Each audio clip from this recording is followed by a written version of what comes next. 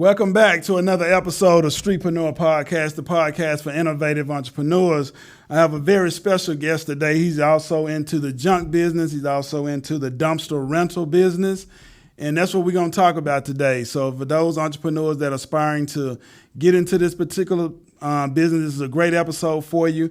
And also for those business owners who need junk removed, this is the guy that you need to meet that we're going to talk about today. He's going to walk us through A to Z. What does it take to get started? What does it take to operate the business? And the things you need to do to get started in the junk removal business. First of all, I want you to hit that like, share, subscribe button. Please watch this episode and tune in to our other episodes that we've had in the past with some other great entrepreneurs. I'm Melvin McNeil, and I'm your host. And I want to welcome Mr. Patrick Donaldson to the Streetpreneurpodcast. Welcome. Hey, thank you. Thank you for having me, man. Appreciate this opportunity. Oh, yeah, no doubt. Tell us a little bit about how you got your start in the junk removal business. Started, I got the inspiration of, people at my main job having side hustles and stuff like that, kind of watching them, seeing how they doing it. Like, man, okay.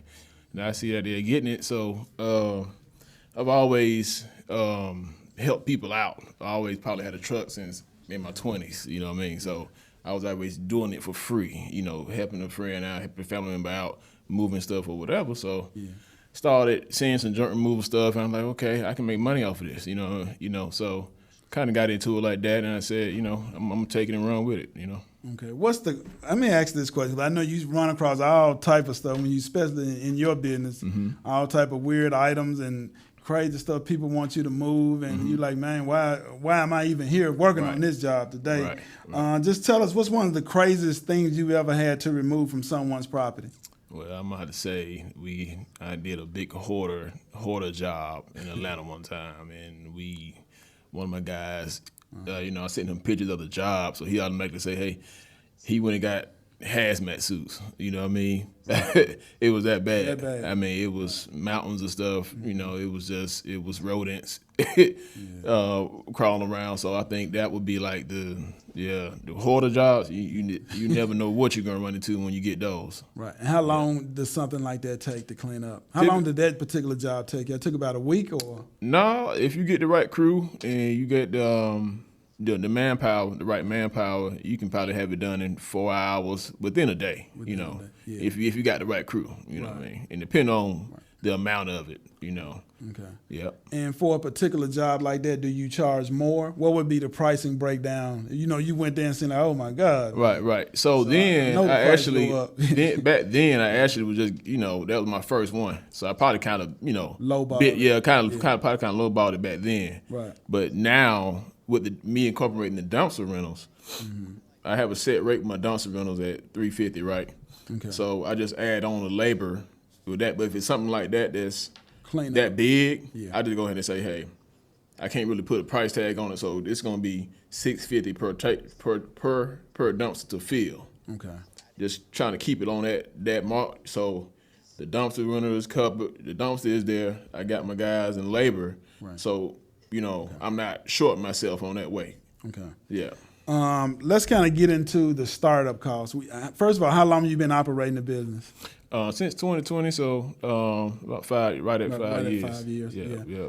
And just tell us a little bit about your startup costs. What's the most expensive item you had to buy at that time? I'm pretty sure it was the truck and trailer, or just kind of give us a breakdown on the startup costs and all the items that you had to buy starting off. So I always had a truck, and I had another business that I started but didn't really work out with the freight business. So I kind of started off with that box truck that we were using for that, and started piling just junk on it, and manually putting it on, manually throwing it off. But gaining the experience, I transitioned from the box truck to a cargo trailer, and then now a dump trailer. But you can start off with it. I've seen people start off with just a bed of a pickup truck.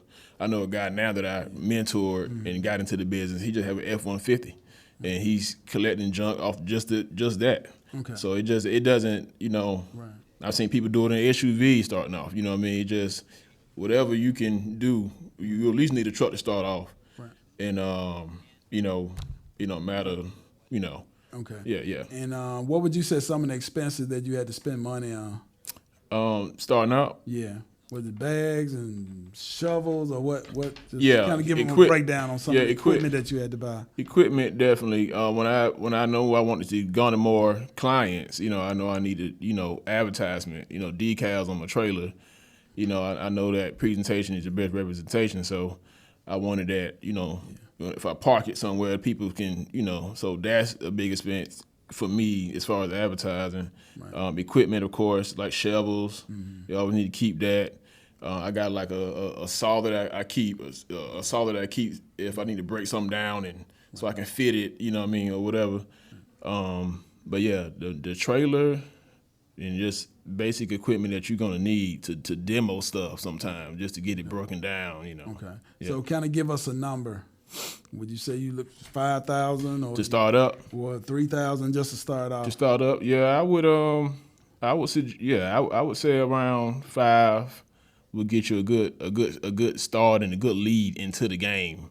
Okay. And it'll to get you the right equipment to start off and make jobs easy for you, yeah.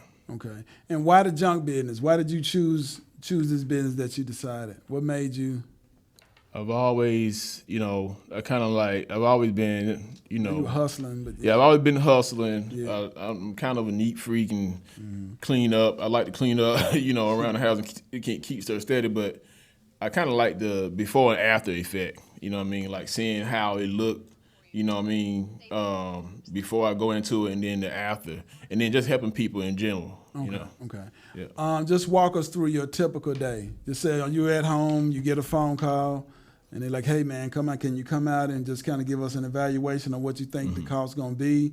Just kind of, if I'm a new customer and I contact you, just kind of walk me through the process of what you do daily. So I ask folks, and most of my clients, I get a word of mouth. Okay. I have a website, but I don't have no booking list and nothing like that. I'm not on Google. Okay. So most of my come up has been through referrals, word of mouth, repeat clients. Okay.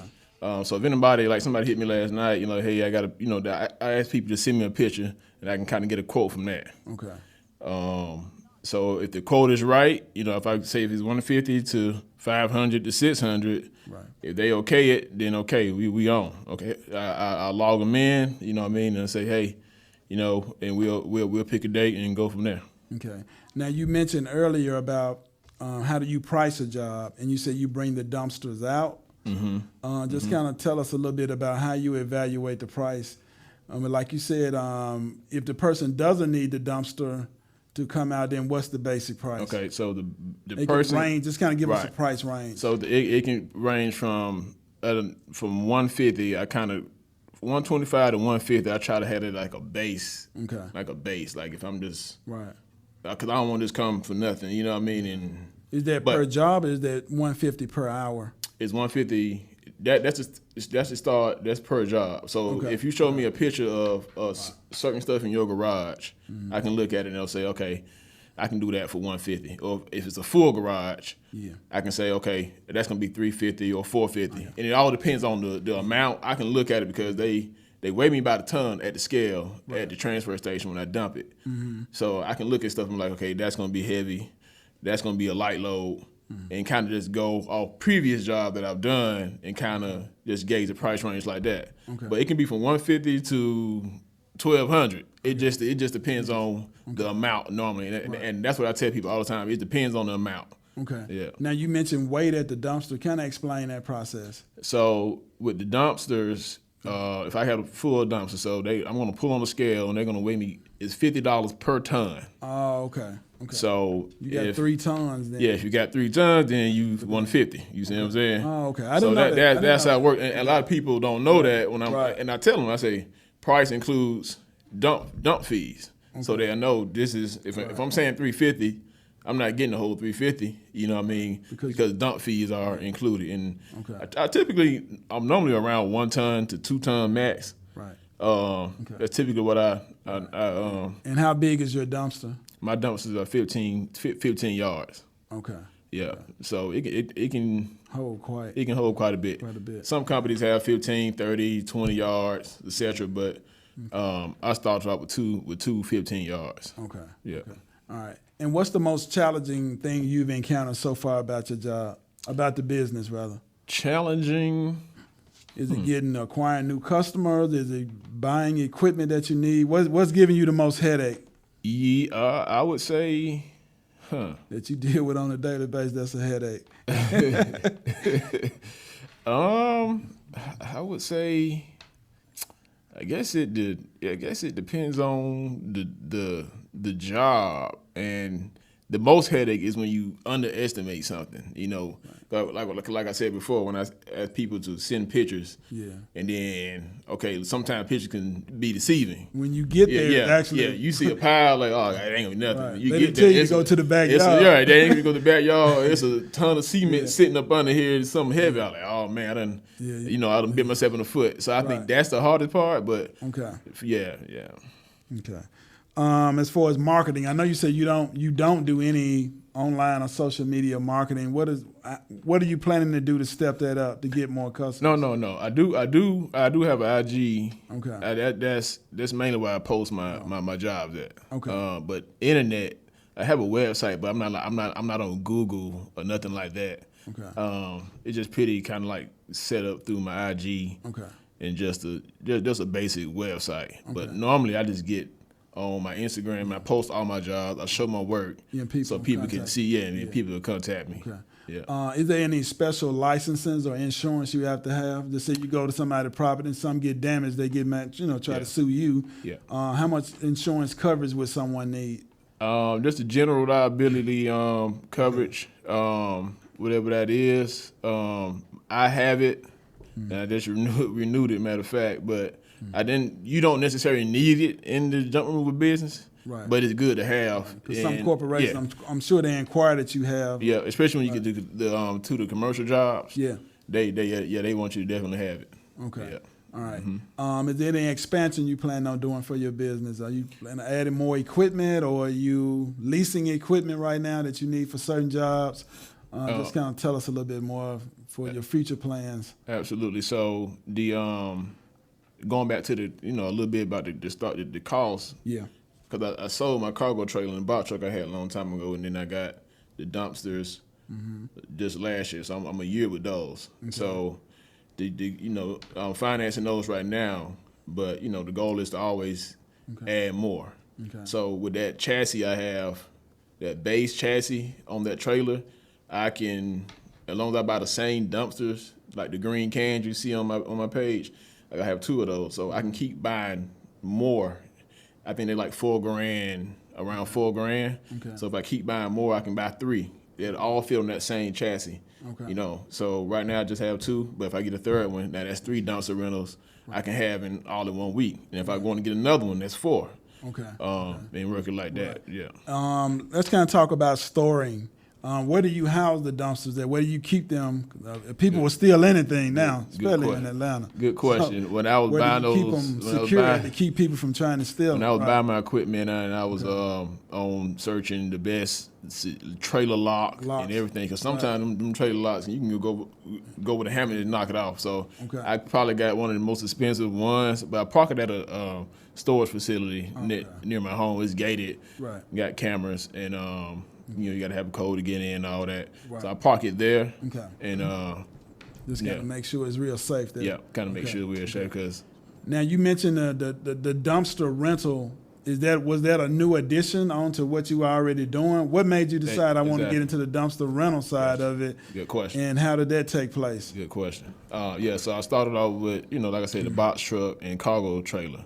Yeah. So on big jobs, when I was getting the big jobs, I had to reach out to other dumpster rental people and rent from them and factor it into my price. So I take care of them, and I get paid my labor. Right. So doing more jobs like that, I'm like, man, I'm working backwards. Right. In the middle, you got to find out a way to get the middleman. He getting $350 just that easy. You know what I mean? He just bring it out. He just brings it out, leaves it, and that's it. Yeah. Right. So I'm like, okay, I need to tap into this, so I can also charge my labor and keep the full profit. You know what I mean? So that's kind of how that's what motivated me to get it. And then the guy who I was renting from, I actually met him at the transfer station, and it's a good network of people that we always talk and ask questions, see how they do stuff.